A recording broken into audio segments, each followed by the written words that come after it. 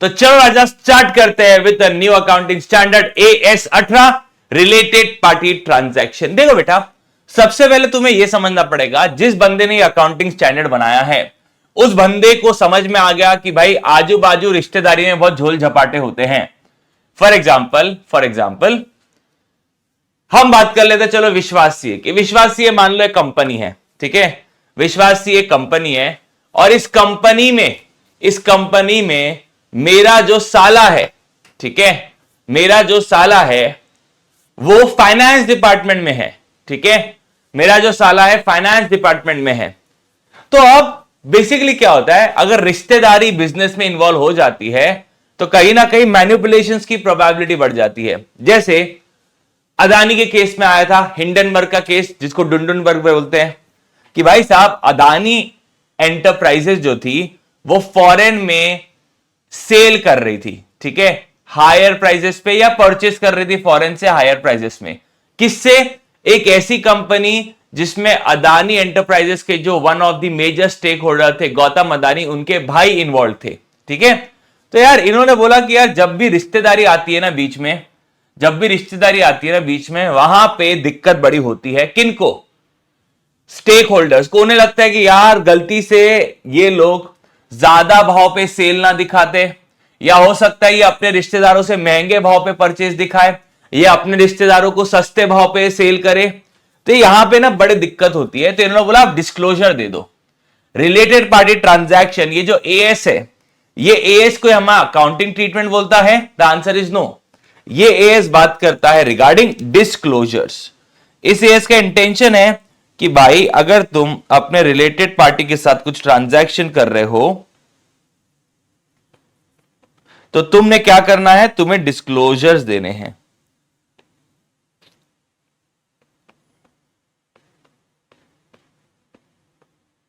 That's it. अच्छा sir, disclosure क्या देने हैं ये बता दो। अब आपने बोला है कि डिस्क्लोजर देने हैं, तो सीधा आ जाते हैं कि भाई साहब डिस्क्लोजर क्या देने हैं, ठीक है। देखो, अगर आपने अपनी रिलेटेड पार्टी के साथ ट्रांजैक्शन किया है, अगर आपने अपनी रिलेटेड पार्टी के साथ कुछ भी ट्रांजैक्शन किया है तो आपको डिस्क्लोजर देना है। कितने डिस्क्लोजर है? 7 डिस्क्लोजर। डिस्क्लोजर क्या क्या है? रिलेटेड पार्टी का नाम क्या है, उसके साथ आपका रिलेशनशिप क्या है, ठीक है, ओके।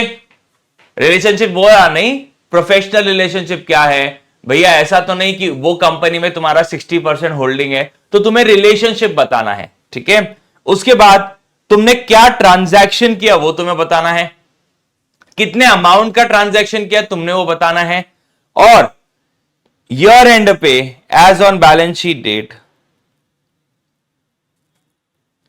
कितना पैसा देना है या कितना पैसा लेना है। और अदर एलिमेंट मतलब क्या तुम्हें और भी कोई फर्दर डिस्क्लोजर करना है तो तुम कर सकते हो।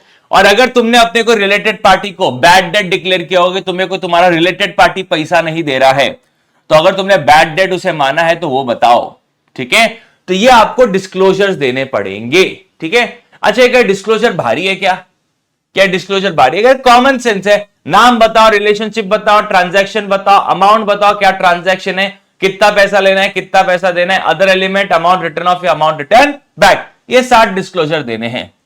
अच्छा, मुद्दे की बात है कि हमारा रिलेटेड पार्टी बनेगा कौन, ठीक है। पहले तो भाई रिलेटेड पार्टी का डेफिनेशन क्या है वो बात कर लेते हैं, फिर पैरा 3A से पैरा 3E तक, मतलब 5 जगह रिलेटेड पार्टी बनाया गया है, ठीक है सर।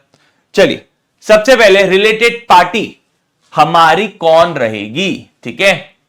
रिलेटेड पार्टी कौन रहेगी? वेयर पार्टीज एक्सरसाइज कंट्रोल और सिग्निफिकेंट इंफ्लुएंस। जहां पे कंट्रोल है या सिग्निफिकेंट इंफ्लुएंस है। ओ माय गॉड, ये भारी भारी शब्द कहां से आ रहे हैं, ठीक है। अब सर ये कंट्रोल क्या होता है, सिग्निफिकेंट इंफ्लुएंस क्या होता है? मुझे एक बात बताओ, मुकेश अंबानी रिलायंस में कंट्रोलिंग स्टेक रखते हैं कि मुकेश अंबानी रिलायंस में सिग्निफिकेंट इंफ्लुएंस करते हैं? सोचो थोड़ा जरा। मुकेश अंबानी की बात कर रहा हूं, रिलायंस की बात कर रहा हूं। वो रिलायंस के चेयरमैन है, याद रखना, एंड मेजर स्टेक होल्डर है। तो वो रिलायंस को कंट्रोल करते हैं कि वो रिलायंस के डिसीजन को इंफ्लुएंस करते हैं? Answer is boss, he controls. ठीक है, वो इंसान कंट्रोल करता है रिलायंस को। ठीक है सर, ऐसा क्यों?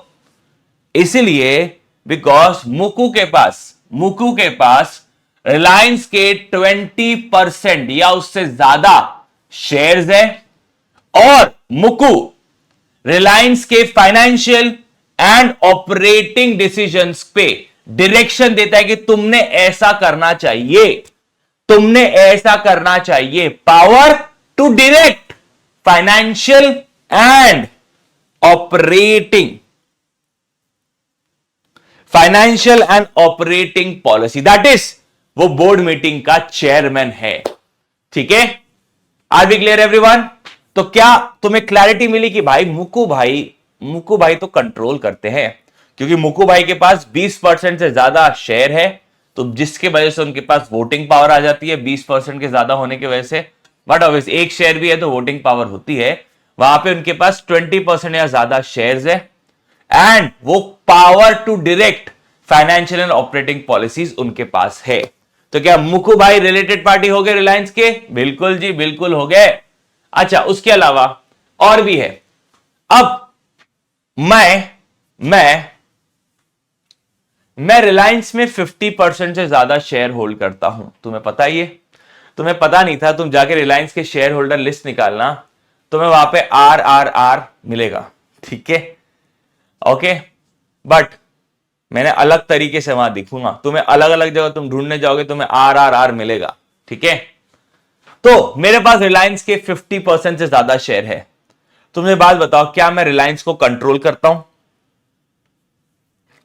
क्या मैं रिलायंस को कंट्रोल करता हूं? हां सर। मतलब सर आप भी कंट्रोल करते हो, मुकू भी कंट्रोल करता है? देखो बेटा, अब दोनों चीजों में फर्क समझो।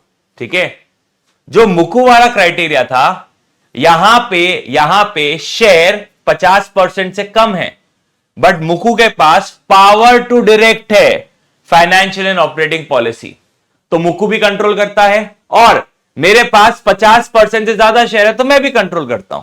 ठीक है, मतलब हम दोनों कहीं ना कहीं रिलायंस को कंट्रोल करते हैं। ठीक है, आर वी क्लियर? सॉर्टेड है। बट हाँ, रियलिटी में ऐसा नहीं होता है, यह आपको सिर्फ एग्जांपल दिया जा रहा है कि भाई 50% से ज्यादा वोटिंग पावर है तो आप मानोगे कि आपके वो रिलेटेड पार्टी बन गए।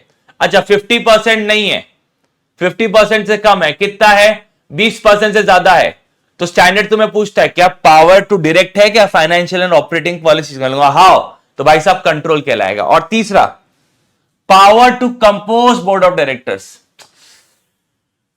मेरे पास ना रिलायंस के 10% शेयर ही है। ठीक है, मेरे पास रिलायंस के सिर्फ 10% ही शेयर है, लेकिन मेरे पास ना रिलायंस के बहुत सारे राज है। ठीक है, मैं रिलायंस का राजदार हूं। ओके, और मेरे पास पॉलिटिकल बैकिंग है जो मुकू को भी पता है, और इस वजह से मैं रिलायंस के बोर्ड ऑफ डायरेक्टर्स में जब चाहूं किसी को भी अपॉइंट कर सकता हूं, या जब चाहूं मैं किसी को भी निकाल सकता हूं।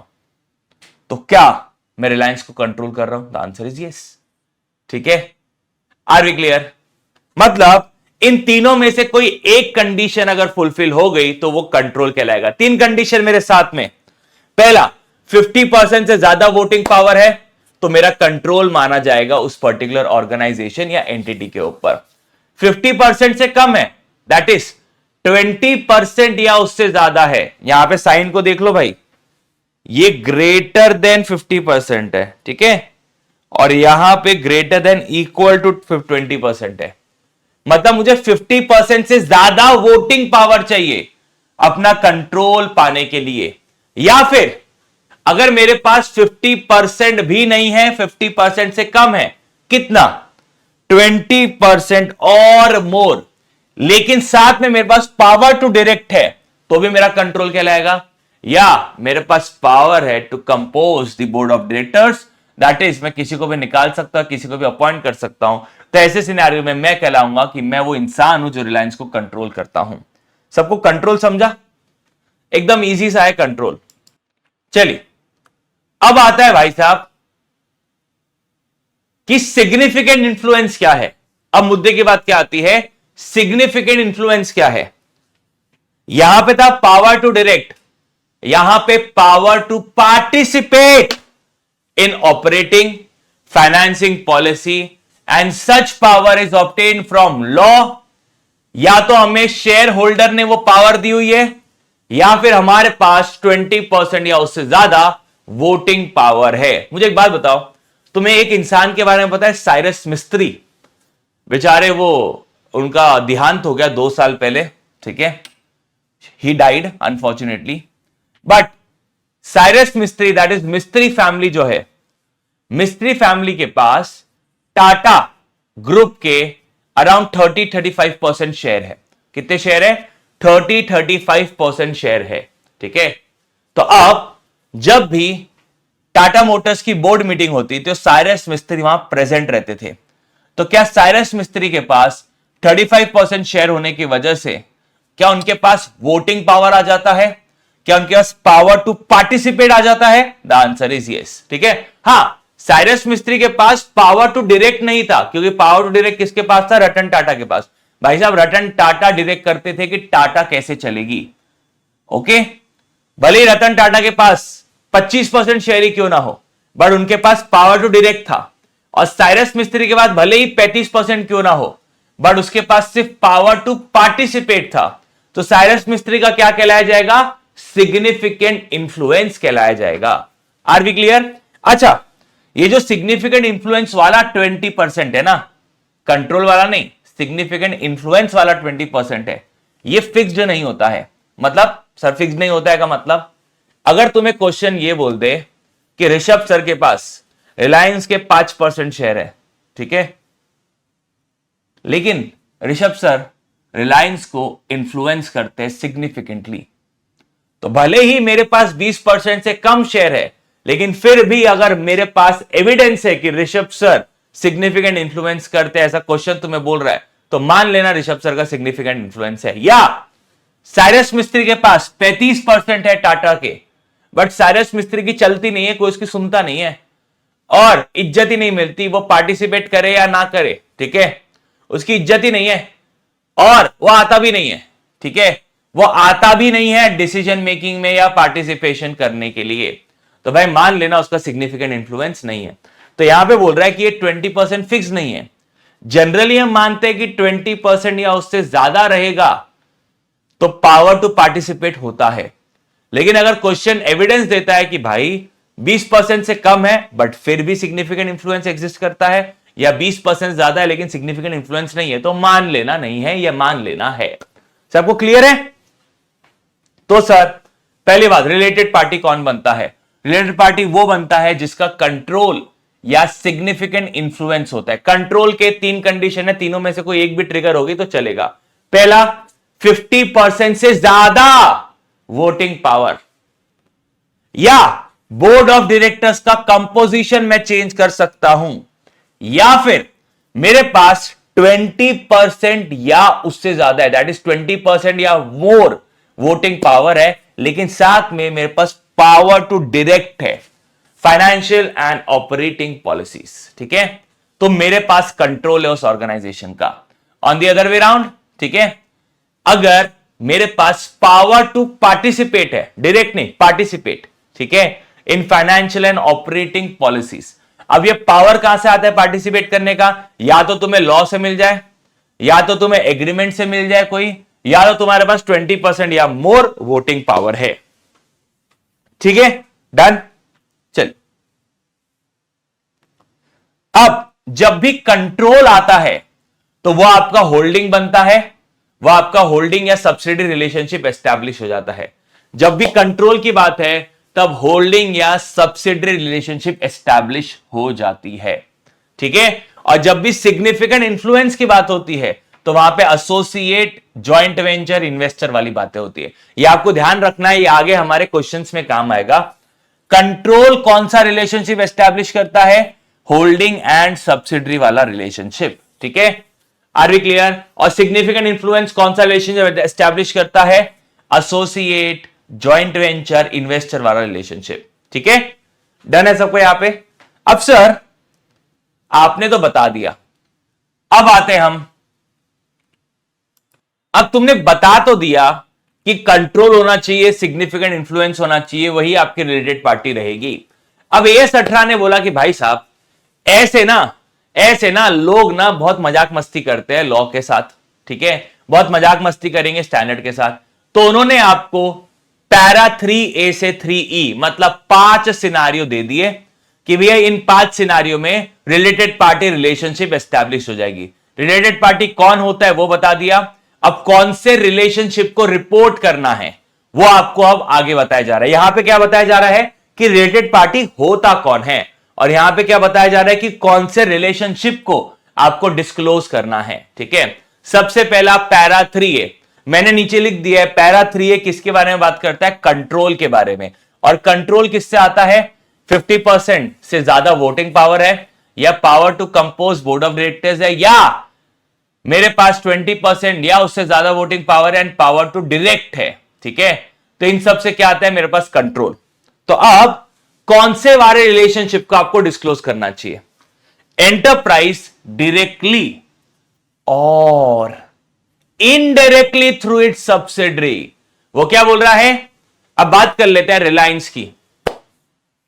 रिलायंस डायरेक्टली किसी कंपनी में 50% से ज्यादा वोटिंग पावर होल्ड करता है, या रिलायंस डायरेक्टली किसी कंपनी का बोर्ड ऑफ डायरेक्टर्स का कंपोजिशन चेंज कर सकता है, या रिलायंस के पास किसी कंपनी का 20% से ज्यादा वोटिंग पावर है, साथ में पावर टू डायरेक्ट है, ये डायरेक्टली। तो रिलायंस उस कंपनी को कंट्रोल कर रहा है, रिलेटेड पार्टी एस्टैब्लिश हो जाएगा रिलेशनशिप। या फिर इनडायरेक्टली थ्रू इट्स सब्सिडरी ये चीज हो रही है, या फिर वो अंडर कॉमन कंट्रोल है। सर जो लास्ट वाला पॉइंट है वो नहीं समझा, एक एक करके एग्जांपल देते हैं। RS लिमिटेड कंट्रोल करता है एस लिमिटेड को। कंट्रोल कैसे करता है? 50% ज्यादा voting power, power to compose board of directors, 20% या ज्यादा उससे voting power and power to direct साथ में। ठीक है, तो RS लिमिटेड और एस लिमिटेड दोनों ही क्या बन जाएंगे? Related party. ठीक है, तो एस लिमिटेड RS लिमिटेड के रिगार्डिंग डिस्क्लोजर देगा, और RS लिमिटेड एस लिमिटेड के रिगार्डिंग डिस्क्लोजर देगा। ठीक है, डन।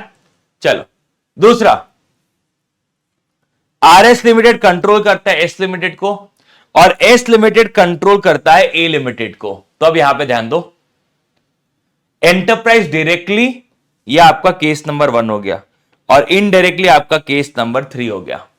मुझे एक बात बताओ, क्या मैं ए लिमिटेड को, RS लिमिटेड ए लिमिटेड को डायरेक्टली कंट्रोल कर रहा है क्या? The answer is no. RS limited अपनी सब्सिडरी के थ्रू किसको कंट्रोल कर रहा है? ए लिमिटेड को।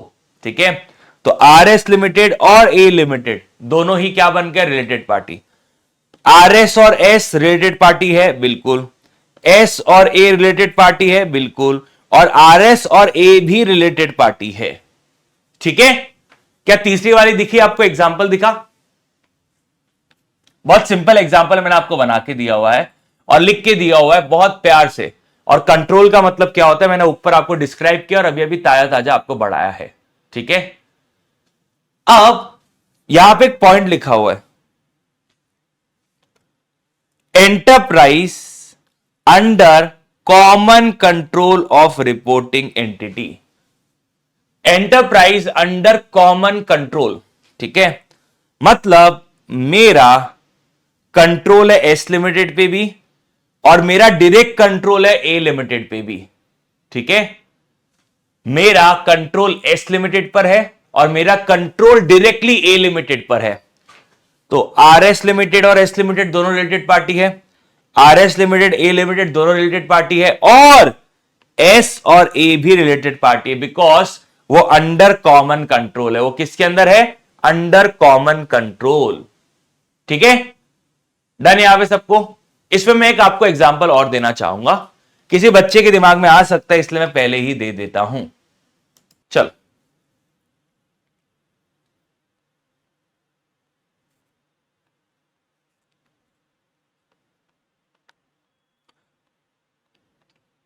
Para 3A।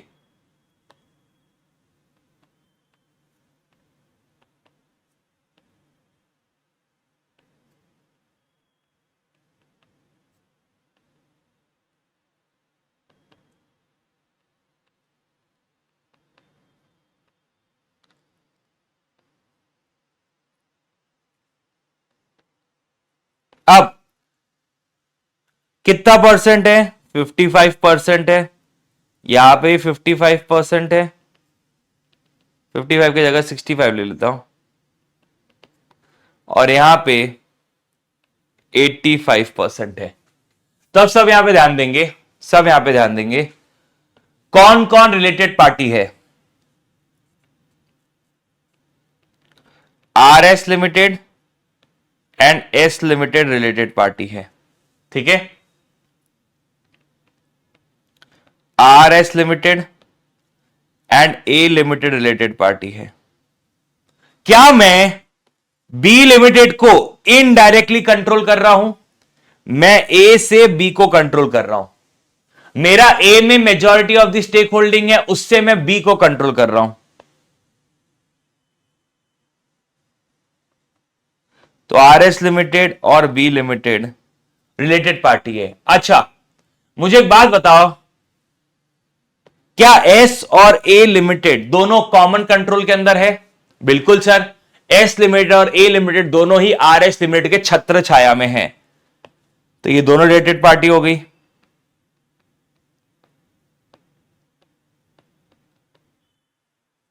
सर उससे पहले ये बट ऑब्वियस है, ए लिमिटेड और बी लिमिटेड रिलेटेड पार्टी है। बढ़िया, ए लिमिटेड और एस लिमिटेड रिलेटेड पार्टी है। लास्ट, क्या एस लिमिटेड और बी लिमिटेड रिलेटेड पार्टी है? क्या एस लिमिटेड और बी लिमिटेड रिलेटेड पार्टी है? The answer is yes. क्यों? Under common control, under common control. और वो कॉमन कंट्रोल क्या है? R S limited. तो R S limited directly control करता है एस को, are S limited indirectly B को कंट्रोल करता है। तो ये आपका अंडर कॉमन कंट्रोल आ गया। तो यहां पे S limited and B limited related party है। सबको क्लैरिटी है यहां पे? तुमने हमेशा होल्डिंग सब्सिडरी के रिलेशनशिप में सारे पार्टीज आपस में क्या बन जाते हैं? Related parties. वापस से बोल रहा हूं, जब भी होल्डिंग सब्सिडरी का रिलेशनशिप है, ठीक है, तो सारे पार्टी आपस में क्या बन जाते हैं? Related party. ये थंब रूल है, या आप याद भी कर सकते हो कि भाई सब्सिडरी की सब्सिडरी, होल्डिंग की सब्सिडरी, आपस में सब्सिडरी, सब्सिडरी की सब्सिडरी, ये सारी रिलेटेड पार्टी हो गई। ठीक है, आर वी क्लियर एवरीवन? सबको सॉर्टेड है? यहां पे जो कॉमन कंट्रोल है उसका मतलब ये होता है कि भाई एस और ए लिमिटेड है, उन्हें कंट्रोल करने वाला एक ही बंदा है, आर एस लिमिटेड।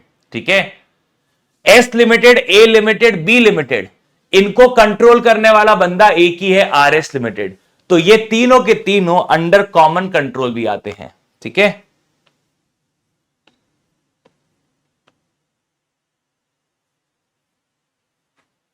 ठीक है। अब तुम्हें एक लैंग्वेज है जो मैंने यूज नहीं करनी चाहिए, बट कुछ स्टूडेंट यूज करते हैं। बाप एक ही है, बाप एक ही है, ठीक है। तो अब ये देखो, ये पिताजी, ये उन दोनों के बेटे, और ये उसका बेटा, ग्रैंडसन। ये है फादर, ये है सन, और ये है ग्रैंडसन।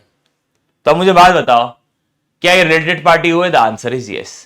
बट इससे ये शब्द यूज करने से बेटर है बाप बेटा। हम थोड़ा लॉ के लैंग्वेज को अगर याद रखेंगे तो हमें एग्जाम में लिखने में इजी होगा। ठीक है, डन। चलिए आगे बढ़ते हैं। अभी लेट्स मूव फर्दर। अब हम किसकी बात करने वाले? 3B के अंदर सिग्निफिकेंट इंफ्लुएंस की। हम 3B के अंदर किसकी बात करने वाले हैं? सिग्निफिकेंट इंफ्लुएंस की। अब सिग्निफिकेंट इंफ्लुएंस कहां पे मौजूद होता है? सब्सिडरी में कंट्रोल होता है। एसोसिएट और जॉइंट वेंचर में सिग्निफिकेंट इंफ्लुएंस इन्वॉल्व होता है, क्योंकि एसोसिएट और जॉइंट वेंचर में पावर टू पार्टिसिपेट होता है। ठीक है, चलो तो पहला थियरी पढ़ा देता हूं। रिपोर्टिंग एंटिटी मतलब जिसके रिगार्डिंग टू डिस्क्लोजर देने का प्लान कर रहे हो, इज अ एसोसिएट और a joint venture of another entity and a investing party or venture for which reporting entity is associate। याद रखना, ये जो एसोसिएट और जॉइंट वेंचर वाला रिलेशनशिप है, ये सब्सिडरी के थ्रू भी बनाया जा सकता है। ठीक है, अच्छा सर सिग्निफिकेंट इन्फ्लुएंस कैसे आता है? या तो लॉ के तहत आता है, या तो एग्रीमेंट के तहत आता है, या फिर 20% या उससे ज्यादा वोटिंग पावर है। ठीक है, तो याद रखो यहां पे पहला, एस लिमिटेड मेरा एसोसिएट है और ए लिमिटेड मेरा जॉइंट वेंचर है। तो हम यहां पे सब ध्यान दो, आर एस लिमिटेड और एस लिमिटेड दोनों रिलेटेड पार्टी हो गए, बिल्कुल। आर एस लिमिटेड और ए लिमिटेड दोनों रिलेटेड पार्टी हो गए। मुद्दा यहां पे है कि भाई साहब क्या एस और ए लिमिटेड रिलेटेड पार्टी है क्या? क्या एस लिमिटेड और ए लिमिटेड रिलेटेड पार्टी है क्या? The answer is no. क्या यहां पे लिखा है क्या कॉमन कंट्रोल होना चाहिए? पहली बात कंट्रोल ही नहीं है भाई। Are S limited S limited को कंट्रोल करता है क्या? नहीं, वो इंफ्लुएंस करता है। अगर कॉमन कंट्रोल होता है तो ये दोनों रिलेटेड पार्टी बनते हैं, बट यहां पे कंट्रोल ही नहीं है, यहां पे कंट्रोल ही नहीं है। अगर कंट्रोल ही नहीं है तो काहे का कॉमन कंट्रोल? ठीक है, आर वी क्लियर? तो ये दोनों रिलेटेड पार्टी नहीं है। अगर किसी को बहुत गंदा एग्जांपल सुनना है तो ये सुन लो। ठीक है, आर एस लिमिटेड, ठीक है, एस लिमिटेड का पिताजी है, ठीक है, और are S limited A limited का सौतेला बाप है। ठीक है, तो अब आप बात को समझो, अब बात को समझो। क्या कॉमन कंट्रोल इन ये दोनों को क्या कंट्रोल करने वाली एक ही पार्टी है क्या? भाई ए लिमिटेड नहीं सुनेगा अपने सौतेले बाप की। ठीक है, ए लिमिटेड अपने सौतेले बाप की नहीं सुनने वाला। Are we clear? तो वो अपने सौतेले बाप की नहीं सुनने वाला, तो क्या वो अपने सौतेले भाई को इज्जत देगा क्या? ये इसका सौतेला भाई हो गया, क्या इसको इज्जत देगा क्या? The answer is no. ठीक है, आर वी क्लियर? तो ये एग्जाम्पल हम नहीं लेंगे, ये आखिरी बार था, मैंने गंदा रद्दी से एग्जाम्पल दिया। ठीक है, एक गंदा से एग्जाम्पल दिया, सौतेला बाप सौतेला भाई। ठीक है, इधर आओ, इधर ध्यान दो, ये दोनों रिलेटेड पार्टी नहीं है, सिर्फ इतना ध्यान रखना। डन, चलो आगे बढ़ते हैं। आर एस लिमिटेड ने 25% स्टेक होल्ड किया एस लिमिटेड में, तो आर एस लिमिटेड का एसोसिएट है एस लिमिटेड। ठीक है, और एस लिमिटेड ने ए लिमिटेड का एसोसिएट है। तो मेरा यहां पे सवाल है कि आर एस लिमिटेड और एस लिमिटेड रिलेटेड पार्टी है, बिल्कुल। S limited A limited related party है, बिल्कुल। क्या आर एस लिमिटेड और ए लिमिटेड रिलेटेड पार्टी है क्या? The answer is no. The answer is no. क्यों भाई? भाई तुम इनडायरेक्टली कंट्रोल थोड़ी कर रहे हो, तुम कंट्रोल थोड़ी कर रहे हो उसको। तो आर एस लिमिटेड और ए लिमिटेड रिलेटेड पार्टी नहीं है। Are we clear? अगर कंट्रोल होता था, जैसे नीचे आर एस लिमिटेड कंट्रोल करता है एस लिमिटेड को और एस लिमिटेड का एसोसिएट है ए लिमिटेड, तो हम मानेंगे आर और एस रिलेटेड पार्टी है, आर और ए भी रिलेटेड पार्टी है, और एस और ए तो है ही।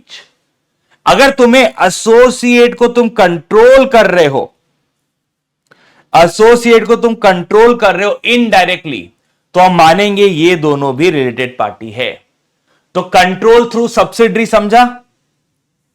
ये जो एसोसिएट जॉइंट वेंचर वाला रिलेशनशिप है, ये सब्सिडरी के थ्रू भी हो सकता है। और अगर ये सब्सिडरी के थ्रू हो रहा है, अगर ये सब्सिडरी के थ्रू हो रहा है, तो आर एस और ए लिमिटेड दोनों क्या है? Related party.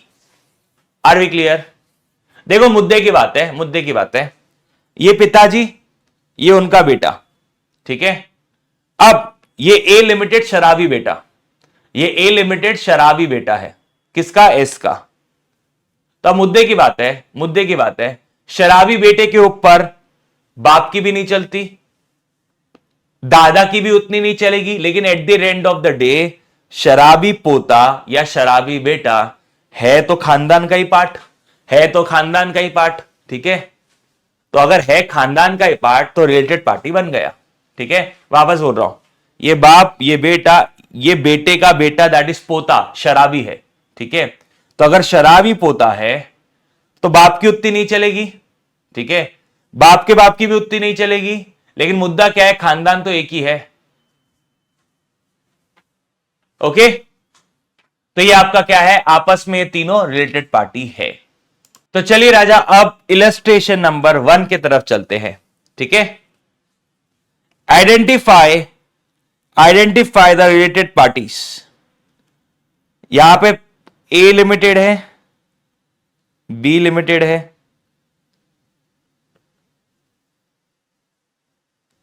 ओ लिमिटेड है, जेड लिमिटेड है। ओके, चलिए, ए लिमिटेड होल्ड्स 51% ऑफ बी। 51% है, एक एक करके बताते चलो। क्या ए लिमिटेड बी लिमिटेड को कंट्रोल करता है? एक एक करके आप रिलेशनशिप एस्टैब्लिश करते जा रहे हैं और लिखते जा रहे हैं। क्या ए लिमिटेड बी लिमिटेड को कंट्रोल करता है? यस। तो ए और बी क्या हो गए, रिलेटेड पार्टी, क्योंकि होल्डिंग सब्सिडरी वाला रिलेशनशिप आ गया। B limited holds 51% of O limited. तो अब मुझे बात बताओ, क्या बी और ओ लिमिटेड रिलेटेड पार्टी है? हाँ, बिकॉज उन दोनों के बीच में अब होल्डिंग सब्सिडरी है। और क्या मैं ये बोल सकता हूं A limited indirectly through its subsidiary control कर रहा है ओ लिमिटेड को? तो सर, ए और बी रिलेटेड पार्टी, बी और ओ रिलेटेड पार्टी, और ए और ओ भी क्या बन गया, रिलेटेड पार्टी। तो सर, अगर हम अपनी सब्सिडरी के थ्रू किसी को कंट्रोल कर रहे हैं, या हम अपने सब्सिडरी के थ्रू किसी को इंफ्लुएंस कर रहे हैं, तो भी वो क्या बन जाएगा हमारे लिए, रिलेटेड पार्टी। तो मैंने इसलिए दोनों एग्जांपल साइड बाय साइड लिखा आपके लिए। मैं अपनी सब्सिडरी के थ्रू कंट्रोल कर रहा हूं, तो ए और ओ दोनों रिलेटेड पार्टी बन गए। मैं अपनी सब्सिडरी के थ्रू सिग्निफिकेंट इंफ्लुएंस कर रहा हूं, तो आर एस लिमिटेड और ए लिमिटेड दोनों ही क्या बन गए, रिलेटेड पार्टी। ठीक है, आगे बढ़ते हैं। जेड लिमिटेड होल्ड्स 51% नहीं,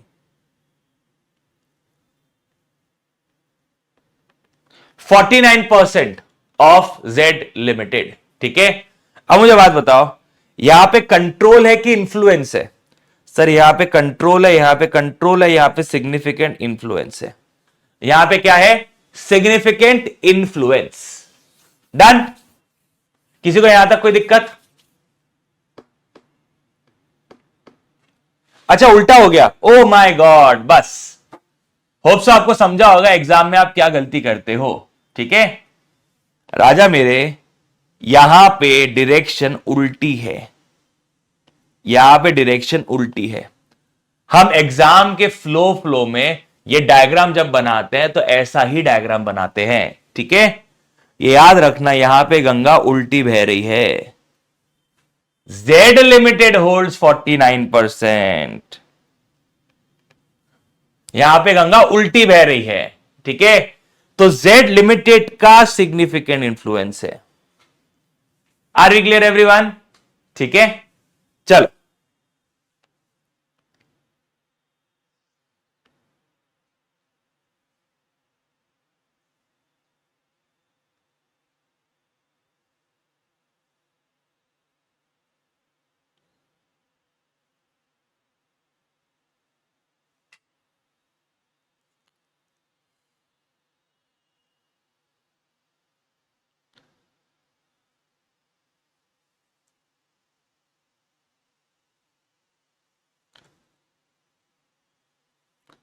नीचे मैं एग्जांपल ले लूंगा जो मेरे को चाहिए।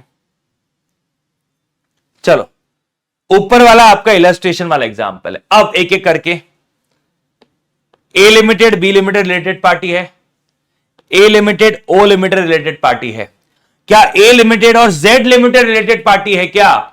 भाई साहब, ए लिमिटेड जेड लिमिटेड को कैसे इंफ्लुएंस करेगा? कर ही नहीं सकता। ना ही ए लिमिटेड जेड लिमिटेड को कंट्रोल करता है, दोनों ही पॉसिबिलिटी यहां पे नहीं है। तो ए और जेड रिलेटेड पार्टी नहीं है। सबको क्लियर आया? ए और जेड रिलेटेड पार्टी नहीं है। क्यों भैया? ए लिमिटेड ना ही कंट्रोल करता है इनडायरेक्टली, और ना ही ए लिमिटेड का इन्वेस्टमेंट है इसमें कुछ। तो भैया यहां पे कोई रिलेशनशिप एस्टैब्लिश नहीं हुआ। ठीक है, बी और ओ रिलेटेड पार्टी है, बी और ए रिलेटेड पार्टी है। ठीक है, ओ और बी रिलेटेड पार्टी है, ओ और ए रिलेटेड पार्टी है, और ओ और जेड भी रिलेटेड पार्टी है। ठीक है, तो ओ के लिए सारी रिलेटेड पार्टी है, बिकॉज ओ लिमिटेड को कंट्रोल करता है बी लिमिटेड, बी लिमिटेड को कंट्रोल करता है ए लिमिटेड, ये पैरा 3A के अंदर आ गया। ठीक है, और ओ लिमिटेड के अंदर सिग्निफिकेंट इंफ्लुएंस जेड लिमिटेड का है, तो ये पैरा 3B के अंदर आ गया। डन है, और जेड लिमिटेड और ओ लिमिटेड रिलेटेड पार्टी है because para 3B significant influence. लेकिन अब अगर यहां पे मैं उल्टी गंगा बहाऊं, उल्टी मतलब एक्चुअल में जो हमने पहले सोचा था, A limited 51%, B limited 51%, O limited Z limited में 49%, तब मुझे बात बताओ, A B related party, B O related party, O और ए रिलेटेड पार्टी, क्या ए और जेड भी रिलेटेड पार्टी बन गया? क्या ए और जेड भी रिलेटेड पार्टी बना अगर ओ का सिग्निफिकेंट इंफ्लुएंस है? सोचो, क्या ओ लिमिटेड जेड लिमिटेड में सिग्निफिकेंट इंफ्लुएंस रखता है? तो क्या ए और जेड रिलेटेड पार्टी बन गए? The answer is yes. यहां पे ए और जेड भी रिलेटेड पार्टी है बिकॉज जेड में सिग्निफिकेंट इंफ्लुएंस किससे आ रहा है? ओ से आ रहा है। ओ को कंट्रोल करने वाला कौन है? बी। बी को कंट्रोल करने वाला कौन है? ए। तो टेक्निकली ए जेड को टेक्निकली इंफ्लुएंस कर सकता है। ठीक है, तो ये सिनारियो अलग है, इसे मैं रब कर देना चाहूंगा कि बाद में किसी को कंफ्यूजन ना हो। जो हमारा एग्जाम्पल है आईसीआई का वो ये है। Are we clear everyone? Exam में एक छोटी सी चीज पे ध्यान दे देना, बस अच्छे से सवाल पढ़ोगे तो ये चैप्टर बड़ा इजी है। यहां पे सिर्फ रिलेशनशिप एस्टैब्लिश करते आना चाहिए तुम्हें। चलो आते हैं यहां पे, consider the following scenario, consider the following scenario. ठीक है, देखो मैंने तुम्हें बता दिया कि हमें डिस्क्लोजर क्या देने हैं, मतलब डिस्क्लोजर में कोई बड़ी बातें नहीं है, बट मेन है कि तुम्हें रिलेशनशिप एस्टैब्लिश करते आना चाहिए बस। ठीक है, A limited holds 60% voting power in B limited. तो यहां ए लिमिटेड है, यहां पे बी लिमिटेड है,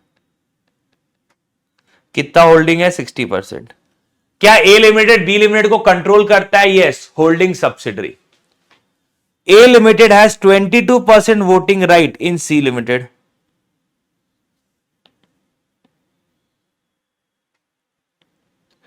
ए लिमिटेड का सी लिमिटेड में 22% वोटिंग राइट्स है। क्या ए लिमिटेड सी लिमिटेड को सिग्निफिकेंटली इंफ्लुएंस करता होगा? द आंसर इज यस, क्योंकि उसके पास क्या है? ए लिमिटेड के पास सी लिमिटेड का पावर टू पार्टिसिपेट है। ठीक है, B limited has 30% voting power. बाप रे,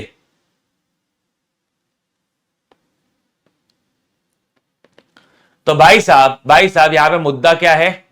तुम कहीं से भी देखो, तुम कहीं से भी देखो, ए बी को कंट्रोल करता है और इनडायरेक्टली सी का वो सिग्निफिकेंट इंफ्लुएंस करता है। अगर मैं ये रिलेशनशिप निकालू ए बी और सी वाला, तो ए बी को कंट्रोल करता है और बी का सिग्निफिकेंट इंफ्लुएंस है। इस रिलेशनशिप के वजह से सी और ए रिलेटेड पार्टी है, और ऑल्सो ए का सिग्निफिकेंट इंफ्लुएंस डायरेक्टली है सी पर, तो इस रिलेशनशिप को बिठाओगे तो भी सी और ए रिलेटेड पार्टी है। मतलब यहां पे सी और ए दो तरीके से रिलेटेड पार्टी बन रही है। ठीक है, वापस बोल रहा हूं, सी और ए, एक तो ये डायरेक्ट रिलेशनशिप आ गया सिग्निफिकेंट इंफ्लुएंस का, और एक कंट्रोल के थ्रू सिग्निफिकेंट इंफ्लुएंस है, ये दूसरा रिलेशनशिप है। तो सी और ए दोनों ही सिनारियो में क्या है? Related party. Are we clear? बस वही लिखा हुआ है।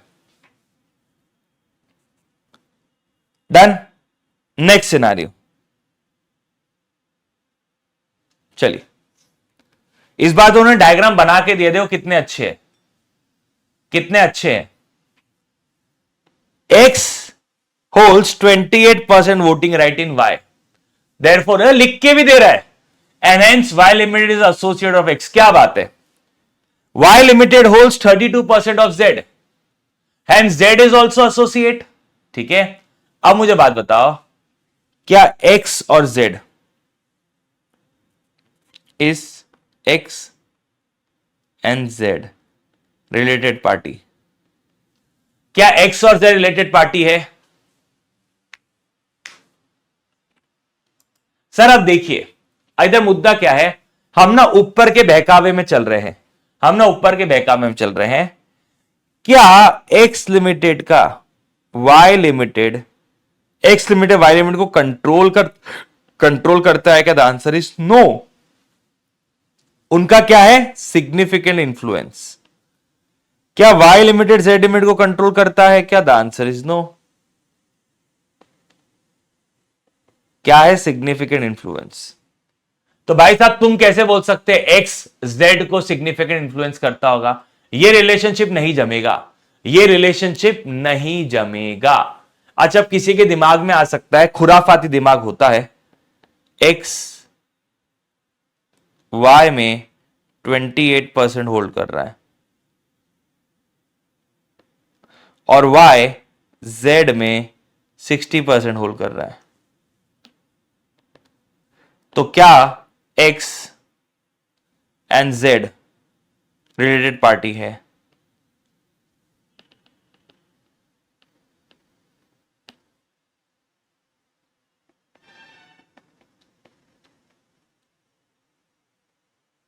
क्या एक्स और जेड रिलेटेड पार्टी है?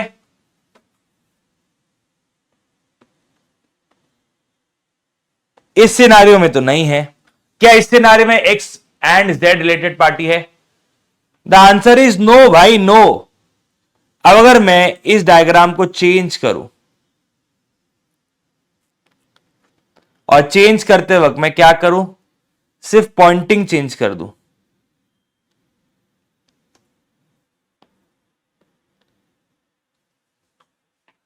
जेड वाई को कंट्रोल करते हैं और वाई का सिग्निफिकेंट इंफ्लुएंस है एक्स में, तो क्या अब जेड और एक्स रिलेटेड पार्टी हुए?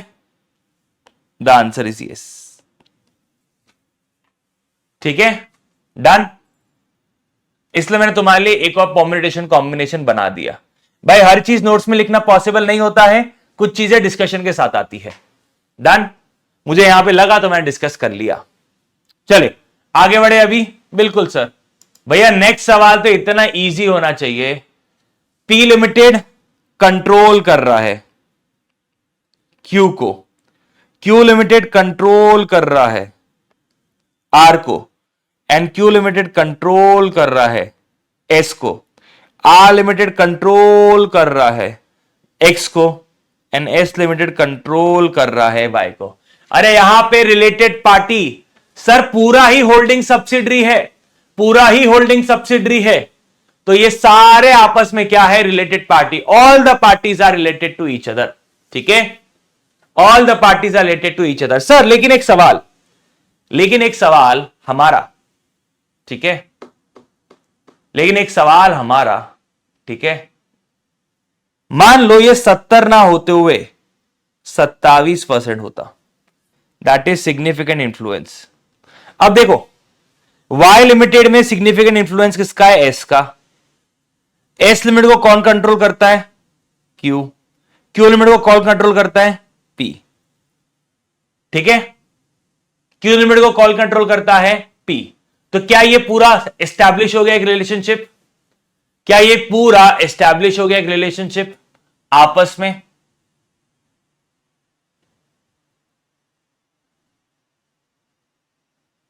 यस। राजा जब मैं एसोसिएट बनाना चाह रहा था, मैं इस लेयर को कह रहा था, मैं इस लेयर की बात कर रहा था एज रिलेटेड पार्टी।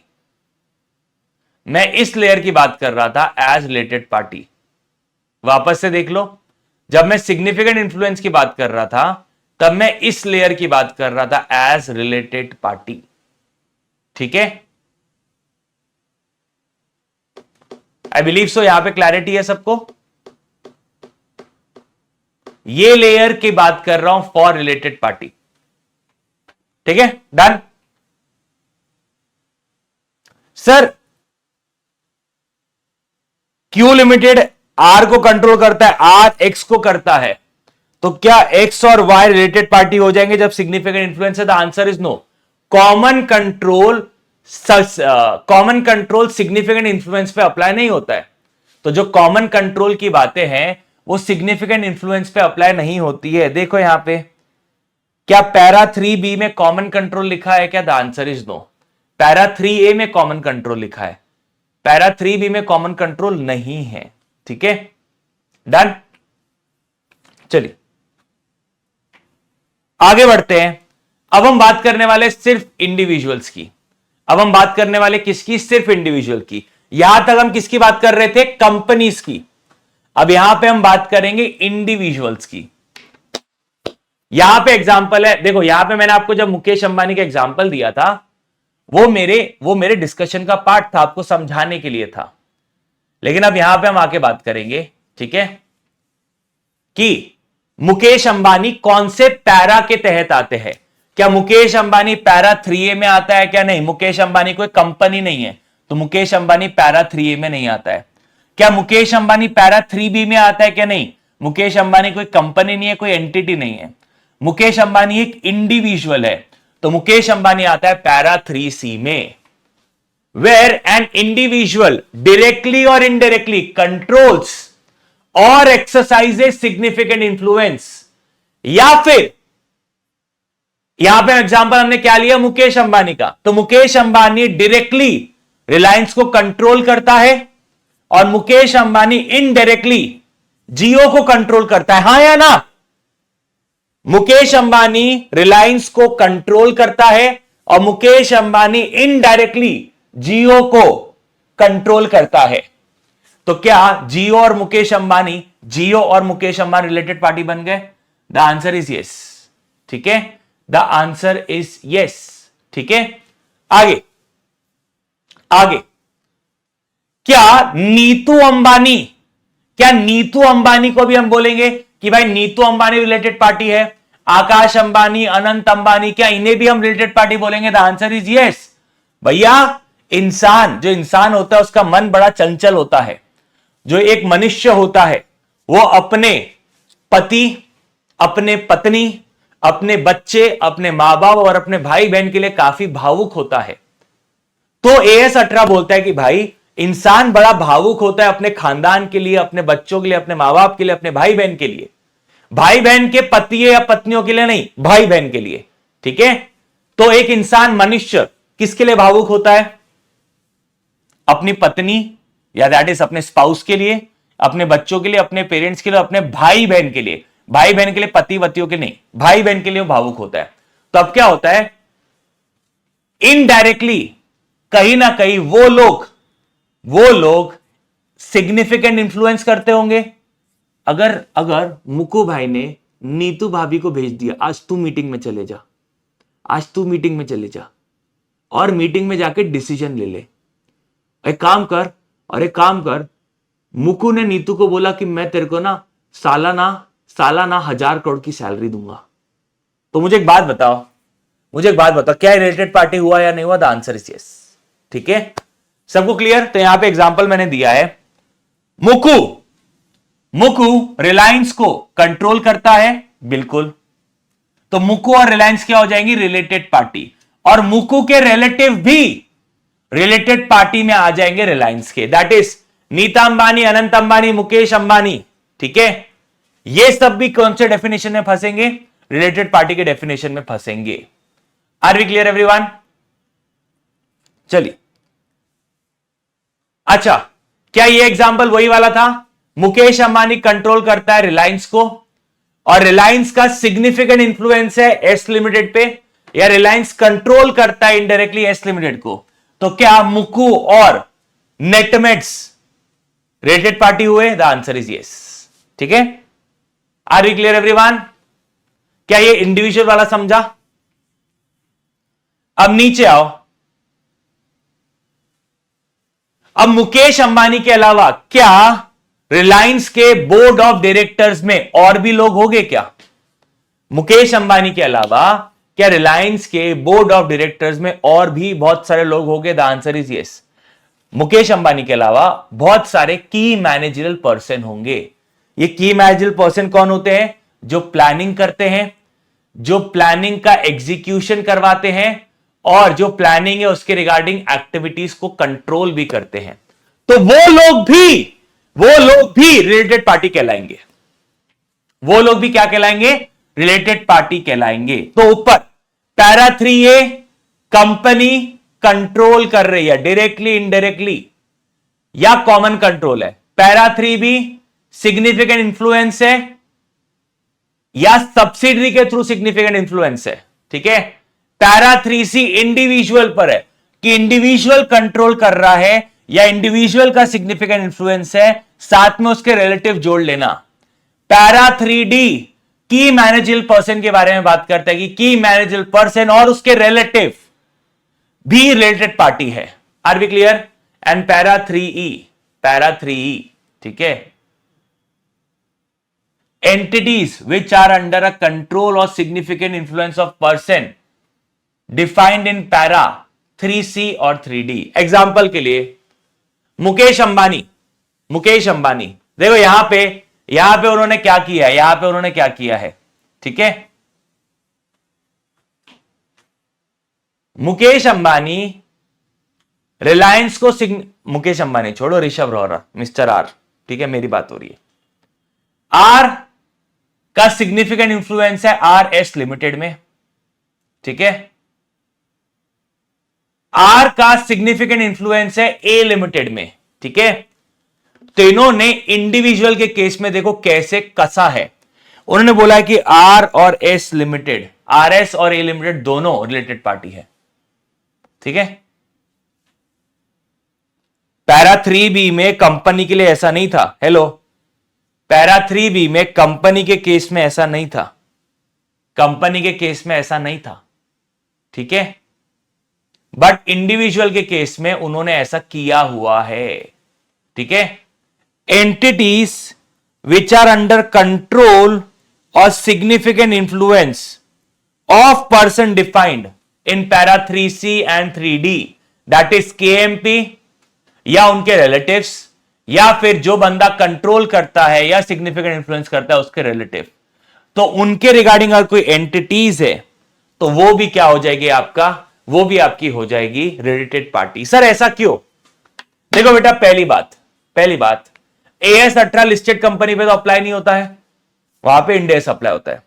तो अब सर अगर लिस्टेड कंपनी नहीं है, कोई प्राइवेट लिमिटेड कंपनी है, तो वो बोल रहे हैं कि जो प्राइवेट लिमिटेड कंपनी है उसका जो डायरेक्टर है, हो सकता है ये जो प्राइवेट लिमिटेड कंपनी है कंस्ट्रक्शन का काम करती है। एग्जांपल सुनो, जो प्राइवेट लिमिटेड कंपनी है RS लिमिटेड, ये एक प्राइवेट लिमिटेड कंपनी है, मान लो,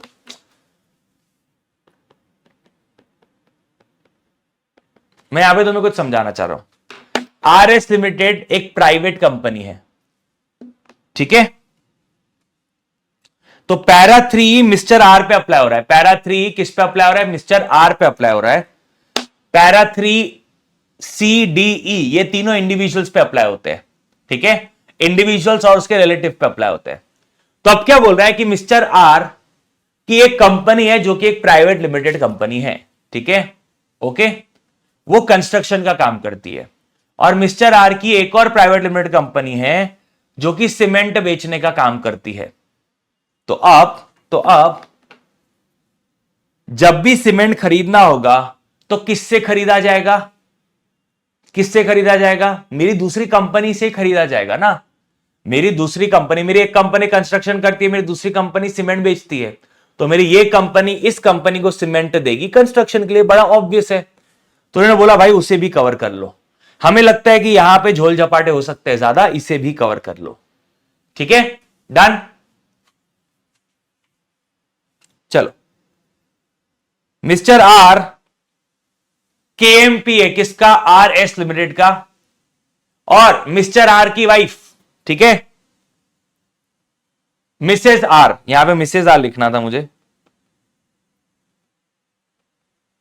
मिसेस आर का सिग्निफिकेंट इंफ्लुएंस है A लिमिटेड में, ठीक है। तो अब राजा मेरे, क्या रिलेटिव का भी हम रिलेटेड पार्टी मानते हैं? The answer is yes.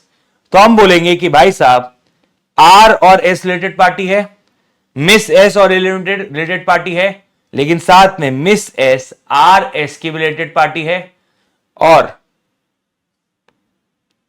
A limited के लिए मिस्टर आर भी रिलेटेड पार्टी है, बिल्कुल, और ये दोनों कंपनीज भी आपस में रिलेटेड पार्टी है। मतलब यहां पे रिलेटेड पार्टी का डेफिनेशन और ब्रॉडर कर दिया। मतलब मेरी पत्नी का कंपनी मेरा रिलेटेड पार्टी तो बन गया क्योंकि मैं उसका रिलेटिव हूं। मेरा पत्नी ने जिस कंपनी में कंट्रोल या सिग्निफिकेंट इंफ्लुएंस रखा है वो कंपनी और मेरी कंपनी भी रिलेटेड पार्टी बन गई। वो कंपनी और मेरी कंपनी क्या बन गई? Related party. ठीक है, आर क्लियर? यहां पे तुम बोलोगे मैं ऐड ऑन कर देता हूं, यहां पे तुम बोलोगे मैं ऐड ऑन कर देता हूं, miss S and R S are related party,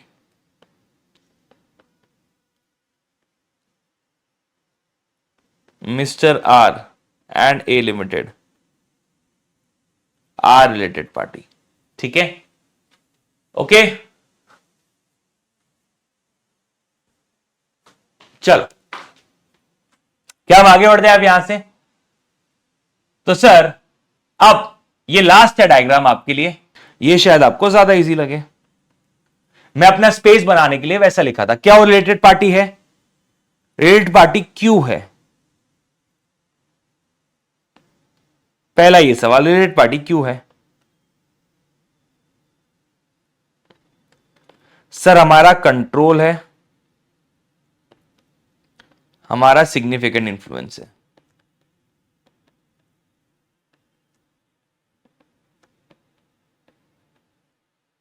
अच्छा, अब कंट्रोल है तो क्या कुछ ट्रांजैक्शन हुए? क्या हमने माल खरीदा, माल बेचा?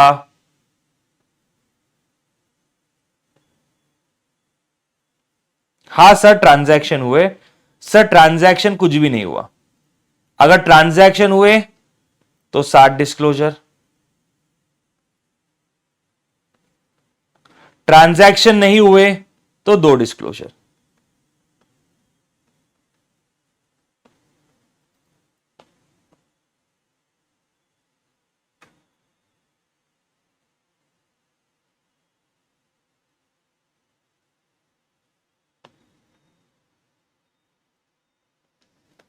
ठीक है, अगर सिग्निफिकेंट इंफ्लुएंस जहां पे है वहां पे ट्रांजैक्शन हुआ तो डिस्क्लोजर देंगे 7, अगर ट्रांजैक्शन नहीं हुआ तो नो डिस्क्लोजर।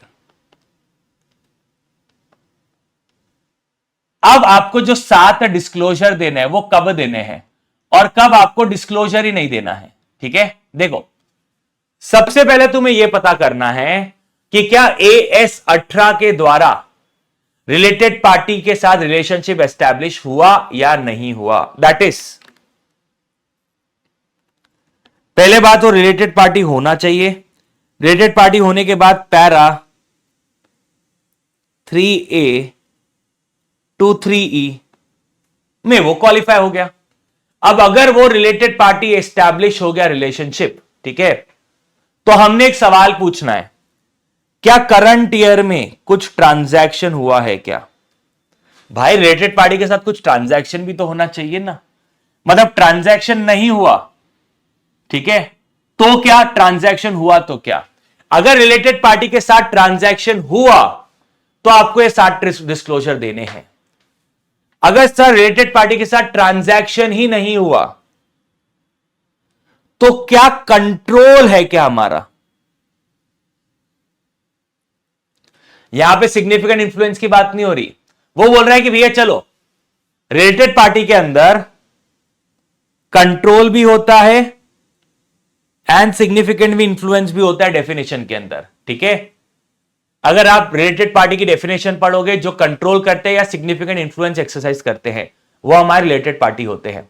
तो डेफिनेशन में कंट्रोल और सिग्निफिकेंट इंफ्लुएंस दोनों को रिलेटेड पार्टी का दर्जा दिया गया है। अगर उनके साथ ट्रांजैक्शन है तो डिस्क्लोजर करने पड़ेंगे 7। अगर उनके साथ ट्रांजैक्शन नहीं है तो एएस बोलता है भाई साहब देखो कंट्रोल है क्या बताओ, सिग्निफिकेंट इंफ्लुएंस तेल लेने गया आप, क्योंकि ट्रांजैक्शन ही नहीं है। जो पार्टी मेरी एसोसिएट है या जिस पार्टी के साथ मेरा जॉइंट वेंचर है उसके साथ मेरा ट्रांजैक्शन ही नहीं है, तो AS18 बोलता है काहे का मत्था पीछी करना, डिस्क्लोजर ही नहीं देना। ठीक है, बट अगर कंट्रोल तुम्हारा है तो तुमने सिर्फ 2 डिस्क्लोजर देना चाहिए, पार्टी का नाम क्या है और उसके साथ रिलेशनशिप क्या है, बस। ठीक है।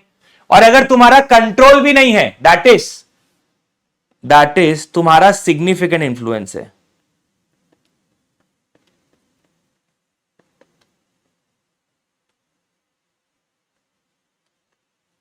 तो आपको क्या करना पड़ेगा, आपको डिस्क्लोजर देना भी नीड नहीं है। वापस से इस डायग्राम को हम अभी जूम आउट करके समझेंगे एंड ये डायग्राम एक बार में आपको अब क्लियर हो जाएगा। पहला, क्या वो रिलेटेड पार्टी है? क्या वो रिलेटेड पार्टी है? अगर आंसर हां है, हां सर रिलेटेड पार्टी है, तो आपको अब चेक करना है कि रिलेटेड पार्टी कंट्रोल और सिग्निफिकेंट इंफ्लुएंस के वजह से बनती है। सबको ये क्लियर है? रिलेटेड पार्टी कब बनती है? जब कंट्रोल होता है या सिग्निफिकेंट इंफ्लुएंस होता है। तो आपकी और रिलेटेड पार्टी है, बिल्कुल सर, AS 18 के अनुसार वो हमारी रिलेटेड पार्टी है। फिर आपको सवाल पूछना है, क्या उस रिलेटेड पार्टी के साथ जिसका कंट्रोल है या जिसका सिग्निफिकेंट इंफ्लुएंस है, क्या उसके साथ कुछ ट्रांजैक्शन हुआ क्या? अगर ट्रांजैक्शन हुआ तो आपको ये 7 डिस्क्लोजर देने पड़ेंगे, ठीक है। अगर ट्रांजैक्शन ही नहीं हुआ रिलेटेड पार्टी के साथ, तो क्या तुम्हारा कंट्रोल है? क्या तुम्हारा उस रिलेटेड पार्टी पे कंट्रोल है? अगर हां, तो तुम्हें सिर्फ 2 डिस्क्लोजर देने हैं। सर कंट्रोल भी नहीं है, तो फिर वो रिलेटेड पार्टी बना कैसे? सर सिग्निफिकेंट इंफ्लुएंस की वजह से रिलेटेड पार्टी बना था। बट राजा, सिग्निफिकेंट इंफ्लुएंस है लेकिन ट्रांजैक्शन ही नहीं है, तो कोई डिस्क्लोजर नहीं देना है, ठीक है। अच्छा, last but not the least, अब इस डिस्क्लोजर रिक्वायरमेंट में एक एक्सेप्शन है, ठीक है। डिस्क्लोजर रिक्वायरमेंट में एक्सेप्शन है। वो एक्सेप्शन क्या है, थोड़ा ध्यान से सुने, ठीक है। एक्सेप्शन ये है कि भाई जो हम डिस्क्लोजर देने वाले वो बिजनेस एथिक्स के अगेंस्ट में है, वो बिजनेस एथिक्स के अगेंस्ट में है, ठीक है। तो आपने डिस्क्लोजर नहीं देना चाहिए। और ये बिजनेस एथिक्स कौन बताएगा तुम्हें कि ये बिजनेस एथिक्स के अगेंस्ट में है? कोई लॉ बोल रहा है, कोई रेगुलेटर बोल रहा है, तो तुम बोलोगे हां भाई ये बिजनेस एथिक्स के अगेंस्ट में है। एग्जाम्पल के तौर पे मेरा 51% स्टेक है, 51% स्टेक है किसमें? HDFC बैंक में, ठीक है। मेरा 51% स्टेक है HDFC बैंक में, और मैं HDFC बैंक में पैसा जमा भी करता हूं, HDFC बैंक में पैसा निकालता भी हूं, ठीक है। तो यहां पे दिया हुआ था 7 डिस्क्लोजर में बैलेंस आउटस्टैंडिंग, ठीक है। तो अब क्या HDFC बैंक मेरे खाते में कितना बैलेंस पड़ा हुआ है, क्या उसके बारे में बताएगा क्या?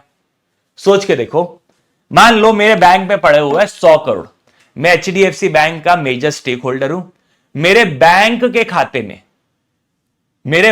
खाते में पड़े 100 करोड़। क्या मेरा आउटस्टैंडिंग बैलेंस HDFC बैंक में 100 करोड़ होगा? हां, HDFC बैंक का मैं कस्टमर हूं, एज अ कस्टमर मेरे बैंक के अंदर 100 करोड़ पड़ा हुआ है। तो यहां पे तुम्हें क्या बोला था? आउटस्टैंडिंग बैलेंस बताना as on balance sheet date. तो क्या HDFC बैंक मेरा बैलेंस बताएगा क्या? ओए, हमारा जो 51% स्टेक होल्डर है ना, उसके खाते में 100 करोड़ रुपए है भैया, मेरे को ना अंडरवर्ल्ड से फोन आ जाएगा, ओए बाबू 2 टका भेजो, ठीक है, प्रोटेक्शन मनी, हिफाजत का पैसा भेजो, ठीक है। Are we clear? तो ये डिस्क्लोजर देने का नीड नहीं रहेगा। फिर ये आउटस्टैंडिंग बैलेंस वाला जो डिस्क्लोजर है ये हम नहीं देंगे, ठीक है। हम बोलेंगे भैया ये हमारे बिजनेस एथिक्स के खिलाफ है। RBI मना करता है कि अपने कस्टमर का बैलेंस तुमने नहीं बताना चाहिए पब्लिक को, तो सीधी बात है, नहीं बताना चाहिए तो नहीं बताएंगे, ठीक है। सबको क्लियर है? अच्छा, अब ट्रांजैक्शन जब वो रिलेटेड पार्टी नहीं था, क्या तब के ट्रांजैक्शन भी मुझे रिपोर्ट करने हैं क्या? The answer is no. Sir इसका मतलब, ठीक है, whether parties exercise control or significant influence over other party, ठीक है, done, at any time during the year।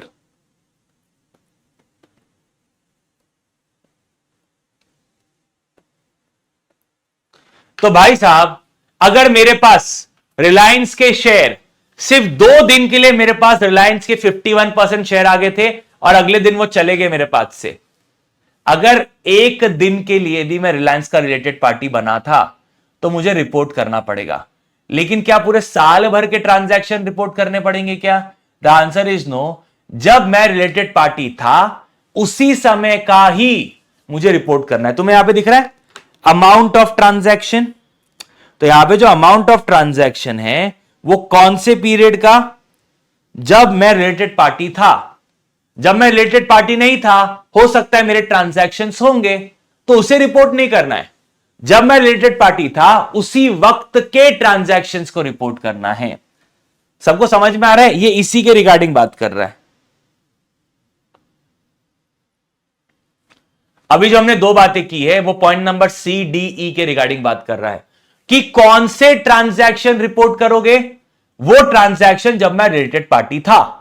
साल भर में हमने पूरे साल भर ट्रांजैक्शन हो सकते किए हो, बट मैं आपका रिलेटेड पार्टी से 3 महीने के लिए था, तो 3 महीने के जो ट्रांजैक्शन है आपने वही रिपोर्ट करने हैं। ठीक है, आर वी क्लियर? अच्छा सर, आउटस्टैंडिंग बैलेंस वो 3 महीने का रिपोर्ट करेंगे क्या? अरे नहीं रे, आउटस्टैंडिंग बैलेंस तो बैलेंस शीट डेट पे जो रहेगा वही रिपोर्ट करेंगे, लेकिन nature and amount of transaction उसी पीरियड का रिपोर्ट करेंगे जिस पीरियड में वो था। ठीक है, तो यहां पे मैं एक काम कर दूं, यहां पे मैं लिख देता हूं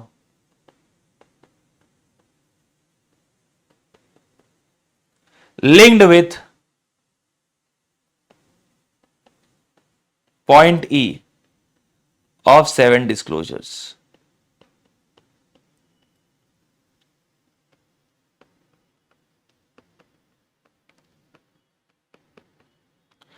Linked with point C and D.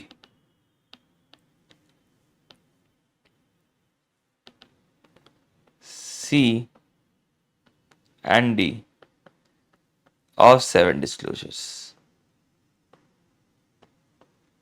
चलो, अब सर ये कंसोलिडेटेड फाइनेंशियल स्टेटमेंट क्या होते हैं? राजा, कंसोलिडेटेड फाइनेंशियल स्टेटमेंट का मतलब रिलायंस की जितनी भी होल्डिंग सब्सिडरी होती है उन सब का एक टोटलिटी में trading profit and loss balance sheet बनता है। मैं trading profit and loss balance sheet simplicity के लिए बोल रहा हूं, वैसे बैलेंस शीट और statement of profit and loss बनता है।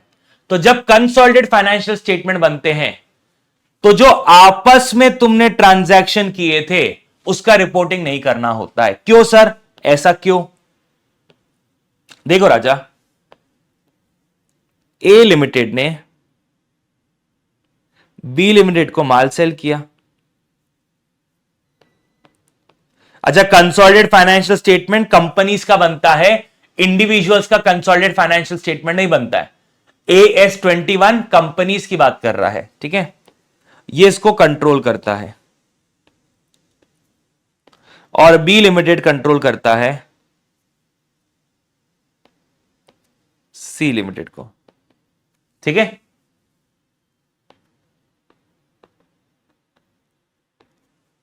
ओके, अब यहां पे सब ध्यान देंगे। ए लिमिटेड ने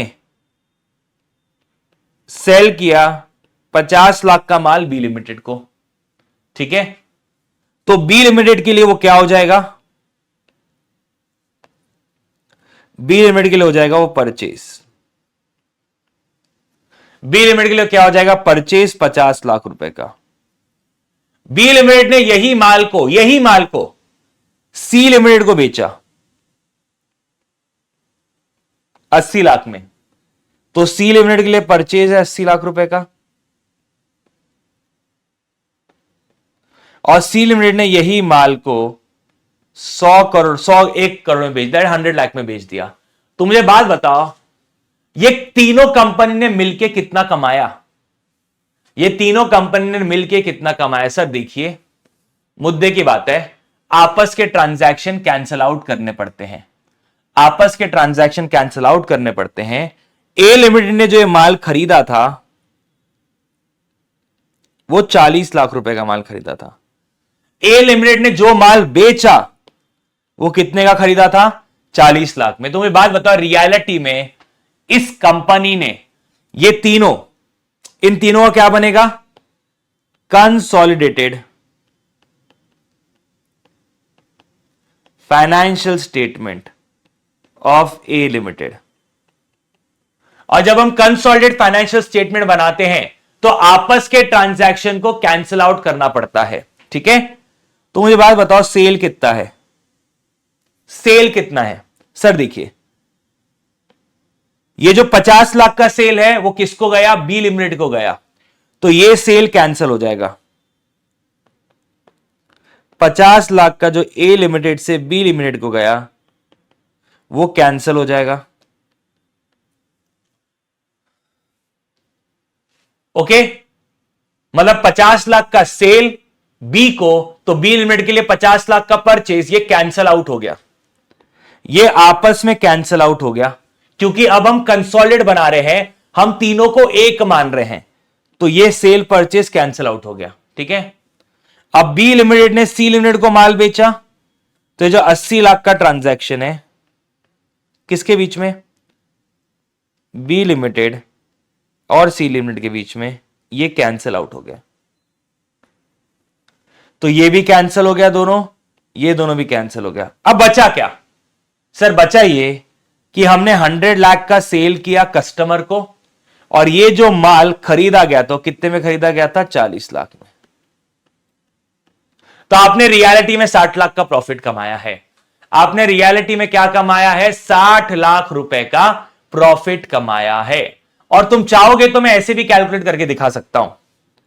भाई आप परचेज किया 40 में, बेचा 50 में, यहां पे 10 लाख का प्रॉफिट। ठीक है, 50 में खरीदा, 80 में बेचा, कितने लाख का प्रॉफिट? 30 लाख रुपए का प्रॉफिट। 80 में खरीदा, 100 में बेचा, कितने का प्रॉफिट? 20 लाख का। तो रियलिटी में टोटल कितना प्रॉफिट दिख रहा है तुम्हें? दिख तो 60 ही रहा है, दिख तो 60 ही रहा है, लेकिन जब हम कंसोलिडेटेड फाइनेंशियल स्टेटमेंट बनाते हैं तो inter group transaction cancel out कर देते हैं, आपस के ट्रांजैक्शंस को हम कैंसिल आउट कर देते हैं। अब जब तुमने ट्रांजैक्शन को कैंसिल ही कर दिया, जब तुमने ट्रांजैक्शन को ही कैंसिल कर दिया, जब तुमने ट्रांजैक्शन को ही कैंसिल आउट कर दिया, तो अमाउंट भी नहीं रहा, अमाउंट भी नहीं रहा, तो क्या डिस्क्लोजर दोगे? ठीक है, तो इसने आपको इसलिए बताया कि कंसोलिडेटेड फाइनेंशियल स्टेटमेंट में इंट्रा ग्रुप ट्रांजैक्शन का रिपोर्टिंग नहीं होता है। सबको क्लियर है? दैट इज, जब ये कंसोलिडेटेड फाइनेंशियल स्टेटमेंट बनेगा, यहां पे कंसोलिडेटेड फाइनेंशियल स्टेटमेंट बना है,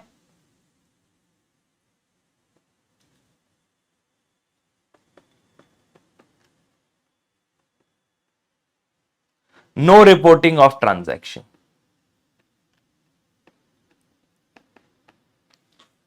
ठीक है, डन।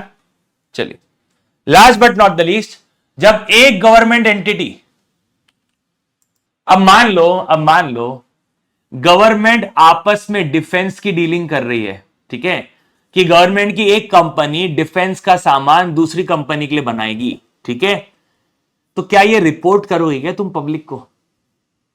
तुम क्या ये रिपोर्ट करोगे पब्लिक को? The answer is no. The answer is no, तुम ये रिपोर्ट नहीं करोगे। भाई साहब पगला गए हो क्या? गवर्नमेंट आपस के ट्रांजैक्शंस कभी रिपोर्ट नहीं करेगी, ये याद रखना।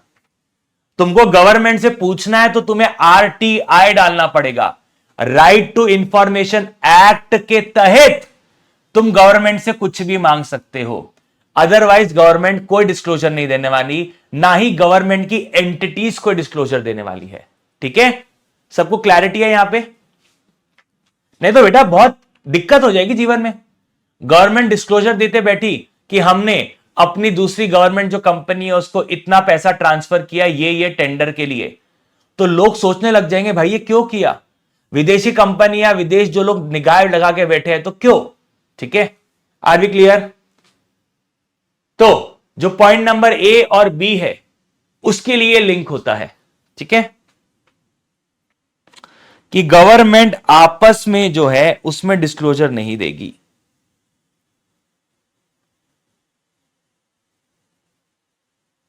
Linked with all the points,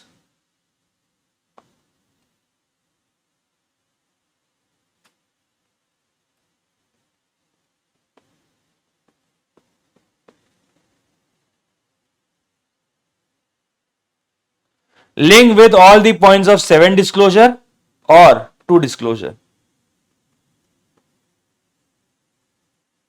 भैया गवर्नमेंट कोई डिस्क्लोजर नहीं करने वाली, ना ही वो ये 60 डिस्क्लोजर करने वाली है और ना ही वो ये 2 डिस्क्लोजर करने वाले। गवर्नमेंट बोलेंगे तेल लेने जाओ तुम्हारा एएस, ठीक है, तेल लेने गया तुम्हारा एएस, हमको क्या करना है। एएस बनाने वाला कौन है, आईसीआई, आईसीआई को हमने बनाया है, ठीक है। तो आईसीआई को बोलते बेटा बाप बाप होता है, बाप से डिस्क्लोजर नहीं मांगने का, ठीक है। बाप को ये मत पूछना कि तिजोरी में कितना पैसा पड़ा है, ठीक है। आईसीआई हम बाप है तुम्हारे, ठीक है। तो बाप को ये मत पूछो कि तिजोरी में कितना पैसा पड़ा है। चलिए आगे बढ़ते हैं।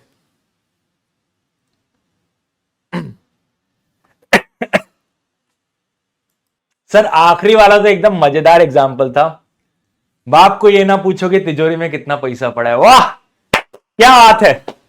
चलो आगे बढ़ते हैं। अब लास्ट पॉइंट है कि भाई तुम्हें लगेगा यहां पे कि ये रिलेटेड पार्टी है, बट रिलेटेड पार्टी नहीं होगी, ऐसा समझना, ठीक है। तुम्हें ऐसा मन से लगेगा यार ये तो रिलेटेड पार्टी है, बट रिलेटेड पार्टी नहीं होगी, ठीक है। अगर 2 कंपनी है, उनके बीच में डायरेक्टर कॉमन है, डायरेक्टर कॉमन है, क्या मैं की मैनेजल पर्सन की बात कर रहा हूं। यहां पे जब मैं डायरेक्टर बोल रहा हूं तो यहां पे क्या की मैनेजल पर्सन की बात हो रही है, क्या यहां पे KMP की बात हो रही है। The answer is no. यहां पे हम की मैनेजल पर्सन की बात नहीं कर रहे हैं, हम की मैनेजल पर्सन की बात नहीं कर रहे हैं। उनके अलावा कोई और डायरेक्टर है तो वो डायरेक्टर रिलायंस में भी डायरेक्टर हो सकता है और वो इंफोसिस में भी डायरेक्टर हो सकता है। तो ये मत मानना कि रिलायंस और इंफोसिस रिलेटेड पार्टी हो गए ना, सिर्फ डायरेक्टर कॉमन होने की वजह से नहीं होता। तुम ये देखो क्या वो डायरेक्टर की मैनेजल पर्सन है क्या, तुम ये देखो क्या वो डायरेक्टर KMP है क्या रिलायंस में भी, और वो डायरेक्टर क्या इंफोसिस में भी KMP है क्या। अगर आंसर हां है, अगर आंसर हां है तो हम बोलेंगे रिलायंस और इंफोसिस रिलेटेड पार्टी है। तुमको समझा गया। बच्चे यहां पे डायरेक्टर सुन के ये समझते कि भाई मुकेश अंबानी अगर रिलायंस में भी चेयरमैन है और मुकेश अंबानी इंफोसिस में भी चेयरमैन है तो भाई साहब क्या वो KMP है, हां तो रिलायंस और इंफोसिस सेम है। लेकिन मुकेश अंबानी रिलायंस में चेयरमैन है, वहां पे वो एक इंडिपेंडेंट डायरेक्टर है। पढ़ते हो लॉ में इंडिपेंडेंट डायरेक्टर, मुकेश अंबानी इंफोसिस में इंडिपेंडेंट डायरेक्टर है, ठीक है। तो भाई साहब ये मत समझो कि अब रिलायंस और इंफोसिस दोनों रिलेटेड पार्टी है। तो थोड़ा कॉमन सेंस लगाइयो, ठीक है। अगर कोई कंपनी का सिंगल कस्टमर है, अगर कोई कंपनी का सिंगल कस्टमर है, सिंगल सप्लायर है, सिंगल डिस्ट्रीब्यूटर है, सिंगल फ्रेंचाइजी है, फ्रेंचाइजर है, तो रिलेटेड पार्टी नहीं होता है भाई साहब। वो बिजनेस में हम डिपेंडेंट है सेल के लिए उस पे, बट क्योंकि हम सेल पे उसके लिए डिपेंडेंट है, इसका यह मतलब नहीं होता हमारी रिलेटेड पार्टी हो गई, ठीक है। अगर हमने बैंक से लोन लिया हुआ है तो बैंक वाले बहुत पूछताछ करते हैं, ट्रेड यूनियन वालों के सामने हमें झुकना पड़ता है, गवर्नमेंट डिपार्टमेंट के सामने हमें झुकना पड़ता है, गवर्नमेंट एजेंसीज के सामने हमें झुकना पड़ता है। तो यह ना भूलियो कि वो हमारे रिलेटेड पार्टी है। हम अगर झुक रहे हैं इनकम टैक्स डिपार्टमेंट के सामने, वो इसलिए झुक रहे हैं हमारी वो ऐसी की तैसी कर देंगे इसलिए हम झुक रहे हैं, नहीं तो हम डरते नहीं किसी से, ठीक है। बट तुम ये मत मान लेना कि वो तुम्हारे रिलेटेड पार्टी हो गए। और गवर्नमेंट और गवर्नमेंट एंटिटीज, वापस से बोला, आईसीआई तुमने एएस बनाया, ठीक है। अब मेरी जो गवर्नमेंट एंटिटीज है जहां पे मैं होल्डिंग या सब्सिडरी का काम करता हूं, उसको इसके अंदर लाए तो बहुत मारेंगे तुमको, ठीक है। मैं बाप हूं, बाप को ये मत पूछो तिजोरी में कितना पैसा है। तो गवर्नमेंट और गवर्नमेंट एंटिटीज आपस में रिलेटेड पार्टी भी नहीं है और वो डिस्क्लोजर भी नहीं देने वाली। Are we clear. अपने आप को सीधा बाहर किया गवर्नमेंट ने, हमसे बात मत करना, ठीक है। क्लियर है। चल तो सर क्या यहां पे आपका पूरा का पूरा एएस कंप्लीट होता है। बिल्कुल राजा, यहां पे मेरा पूरा का पूरा अकाउंटिंग स्टैंडर्ड ही कंप्लीट हो जाता है, ठीक है। अलाइंड है क्या राजा।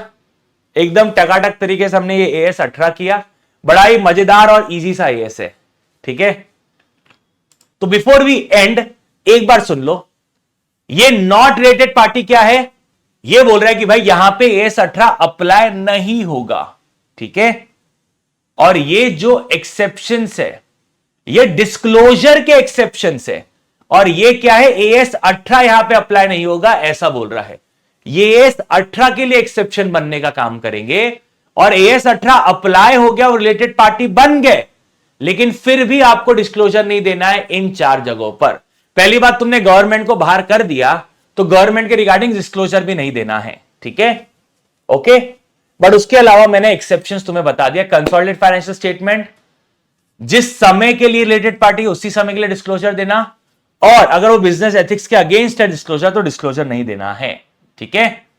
Are we clear everyone? चलो जी चलो, यहां पे हम इस एएस को समाप्त करते हैं, ठीक है मुन्ना, अलाइंड। तो that's all for this session राजा। Love you all, bye bye, take care. This is C Rishabh signing off, tata, take care, love you all, bye bye everyone.